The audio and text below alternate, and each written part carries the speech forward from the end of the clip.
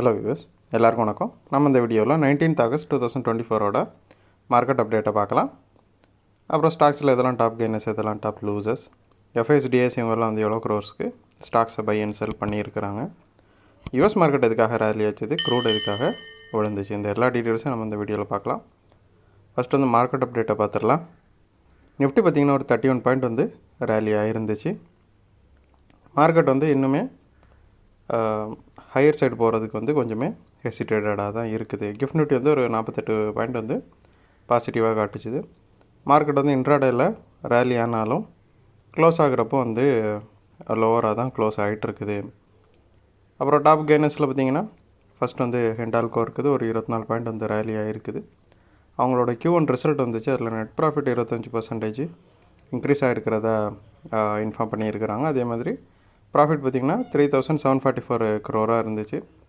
இது எஸ்டிமேஷன் வந்து மிஸ் பண்ணாலும் அவுட்லுக் வந்து நல்லா இருக்கிறதுனால ஸ்டாக் வந்து நல்லாவே ரேலி ஆகிருக்குது.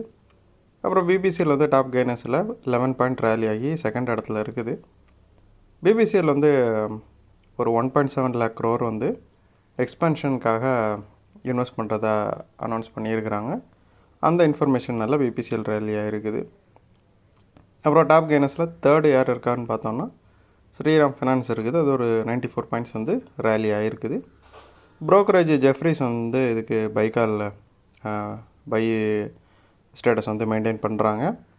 அதே மாதிரி அவங்க வந்து டார்கெட்டை இன்க்ரீஸ் பண்ணி 3600 சொல்லியிருக்கிறாங்க. அப்புறம் இண்டஸ்இண்ட் பேங்க் டாப் லூசர்ஸில் ஃபஸ்ட் யார் இருக்கான்னு பார்த்தோம் அப்படின்னா மஹிந்திரா இருக்குது.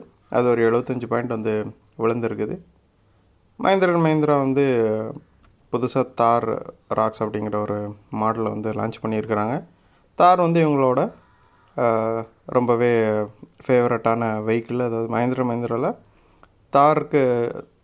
தார் வெஹிக்கிளுக்கு வந்து நல்லாவே டிமாண்டு இருக்குது. ஸோ அதில் புது மாடல் வந்து இவங்க இன்ட்ரடியூஸ் பண்ணியிருக்கிறாங்க. ஒரு 13 lakhsக்கு அதோட ப்ரைஸை வந்து சொல்லியிருக்கிறாங்க. இது வந்து ரொம்பவே அட்ராக்டிவான ப்ரைஸ் தான். ஏன்னா ஆல்ரெடி இதுக்கு டிமாண்ட் அதிகம் இருக்கிறதுனால இது வந்து ஒரு அட்ராக்டிவான ப்ரைஸில் இப்போ புது மாடல் வந்திருக்குது.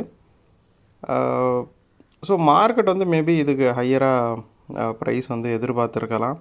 மேபி ப்ரைஸ் கம்மியாக இருக்குது, அதாவது அதோட ப்ரைஸ் வந்து ரொம்ப கம்மியாக இருக்கிறதுனால ப்ராஃபிட்டில் வந்து பெரிய அளவுக்கு இன்க்ரீஸ் இருக்காது அப்படிங்கிறது நினச்சி வந்து மார்க்கெட்டு இவ்வளோ வச்சுருக்கலாம். அதுவும் இல்லாமல் ப்ராஃபிட் புக்கிங்கும் கொஞ்சம் மஹிந்திராவில் போய்ட்டுருந்துச்சு. அப்புறம் இண்டஸ்இண்ட் பேங்க் பார்த்திங்கன்னா ஒரு 16 பாயிண்ட் விழுந்து டாப் லூசர்ஸில் செகண்ட் இருக்குது. ஃப்ரைடே வந்து கொஞ்சமாக ரெக்கவரி ஆச்சுது. ஏன்னா இது மல்டி மந்த் லோவில் இருந்துச்சு, அதுலேருந்து ஒரு ரெக்கவரி ஆச்சுது, மறுபடியும் ஃபெல் ஆகிருக்குது இப்போது. அப்புறம் பஜாஜ் ஆட்டோ பார்த்திங்கன்னா ஒரு 117 பாயிண்ட் வந்து விழுந்திருக்குது. பஜாஜ் ஆட்டோ என்ன சொல்லியிருக்கிறாங்கன்னா ரீசண்ட் இண்டெக்ஸேஷன் பெனிஃபிட் வந்து அந்த வித்ட்ரா பண்ணியிருக்கிறது. அப்புறம் லாங் டேர்ம் கேபிட்டல் கெயின் டெப்ட் மியூச்சுவல் ஃபண்ட்ஸுக்கு வந்து சேஞ்ச் ஆகிருக்கிறது. அதாவது லாங் டேர்ம் கேபிட்டல் கெயினுக்கான டேக்ஸ் ரேட் வந்து சேஞ்ச் ஆகிருக்குது டெப்ட் மியூச்சுவல் ஃபண்ட்ஸுக்கு. ஸோ இது எல்லாம் சேர்த்து வந்து அவங்களோட ஃப்யூச்சர் டேக்ஸ் வந்து இன்க்ரீஸ் பண்ணலாம். அதே மாதிரி இதோட இம்பேக்ட் வந்து Q2 ரிசல்ட்டில், அதாவது ஃபினான்ஷியல் இயர் 25க்கான Q2 ரிசல்ட்டில் தெரியலாம் அப்படின்னு பஜாஜ் ஆட்டோ சொல்லியிருக்கிறாங்க. ஸோ அந்த இன்ஃபர்மேஷனால் பஜாஜ் ஆட்டோ வந்து 117 பாயிண்ட் வந்து விழுந்து தேர்ட் இடத்துல இருக்குது டாப் லூசர்ஸில். அப்புறம் எஃப்ஐஸை பார்த்தோம் அப்படின்னா அவங்க வந்து வெள்ளிக்கிழமை வந்து பை பண்ணியிருந்தாங்க. இப்போ வந்து மறுபடியும் அவங்க செல்லர் சைடுக்கு போயிட்டாங்க. மண்டே மறுபடியும் செல் பண்ணியிருக்கிறாங்க. ஒரு 2667 crore வந்து செல் பண்ணியிருக்கிறாங்க. டிஏஎஸ் வந்து 11வது கண்டினியூஸ் டேவாக பை பண்ணிகிட்ருக்காங்க. ஒரு 1802 crore வந்து பை பண்ணியிருக்கிறாங்க. பட் டிஏஎஸ் வந்து எஃப்ஐஎஸ் செல் பண்ண அளவுக்கு பை பண்ணல. ஒரு 8000 crore கிட்ட கம்மியாக தான் வந்து பை பண்ணியிருக்கிறாங்க. இருந்தாலும் ப்ராடர் மார்க்கெட் வந்து கொஞ்சம் பாசிட்டிவாக இருக்கிறதுனால மார்க்கெட் வந்து கொஞ்சமாக பாசிட்டிவாக க்ளோஸ் ஆச்சுது. யூஎஸ் மார்க்கெட் பார்த்திங்கன்னா டவ் 236 பாயிண்ட்ஸ், அப்புறம் S&P 500 54 பாயிண்ட்ஸ், நாஸ்டாக் 245 பாயிண்ட்ஸ் வந்து ரேலி ஆகிருக்குது. ஸோ இதுக்கு காரணம் வந்து எல்லாருக்கும் தெரிஞ்ச விஷயம் தான். ரேட் கட் வந்து கண்டிப்பாக செப்டம்பரில் இருக்கும் அப்படிங்கிற மாதிரி ஒரு ஹோப்பு பயங்கர ஸ்ட்ராங்காக இருக்குது யூஎஸ் மார்க்கெட்டில். அதோட இம்பேக்டில் வந்து யூஎஸ் மார்க்கெட் ரேலி ஆகிட்டுருக்குது. அப்புறம் க்ரூடு பார்த்திங்கன்னா $77.79 போயிடுச்சு. $1.6 வந்து ஒரு பேரலுக்கு விழுந்திருக்குது. இதுக்கு காரணம் வந்து சைனாவில் வந்து டிமாண்ட் வந்து கம்மியாக இருக்குது, க்ரூடுக்கான டிமாண்ட். அதுவும் இல்லாமல் மிடில் ஈஸ்ட்டில் வந்து சீஸ்ஃபயருக்கான பேச்சுவார்த்தை போயிட்டுருக்குது.